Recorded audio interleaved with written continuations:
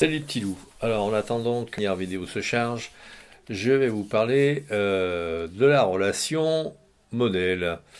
Je vais vous parler des modèles. Comment s'habiller quand je vais à un shooting?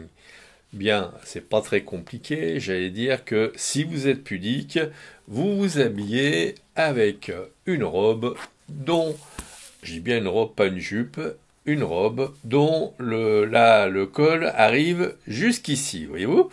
Voilà, comme ça, et encore par des boutons qui sont dans le dos. Comme ça, au moins, le photographe, s'il a des idées un peu bizarroïdes derrière la tête, il sera un peu coincé. Voilà, bien fait pour lui. Si vous n'êtes pas spécialement pudique, eh bien, et que vous avez envie qu'on voit votre décolleté ou votre début de poitrine, à ce moment-là, vous arrivez avec un décolleté. Je veux dire, pas de panique. Bien, vous mettre à l'aise sans pour autant vous être complètement dénudé. L'idée, c'est que vous arrivez avec des habits qui vont bien, avec lesquels vous vous sentez bien, avec lesquels vous vous sentez belle, voilà. Après, le reste, c'est une affaire de relation entre le photographe et vous-même. Vous pouvez demander à ce qu'il y ait un contrat de signer. Le photographe s'engage à, vous vous engagez à, et comme ça, les choses sont assez cadrées. Bon, on n'en parle plus. Quant aux affaires que vous souhaitez mettre, eh bien, par exemple, il y a plein de petites choses. Un chapeau, un collier, des ustensiles style des lunettes de soleil ou des lunettes de vue, on va dire un peu larges de façon à vous laisser les yeux bien en face de l'objectif, qu'on puisse voir vos yeux, si vous avez de jolis yeux.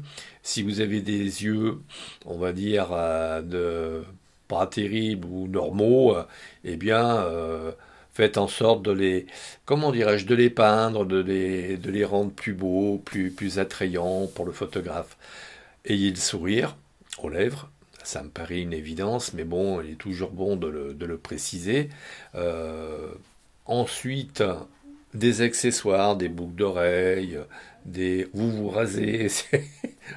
Non, je déconne. Vous vous épilez éventuellement les sourcils. Vous mettez du fond de teint, pas trop, parce que si il vous fait des photos de très près, le fond de teint risque de se voir. Éventuellement, si le photographe vous a donné des consignes, eh ben, essayez de les suivre.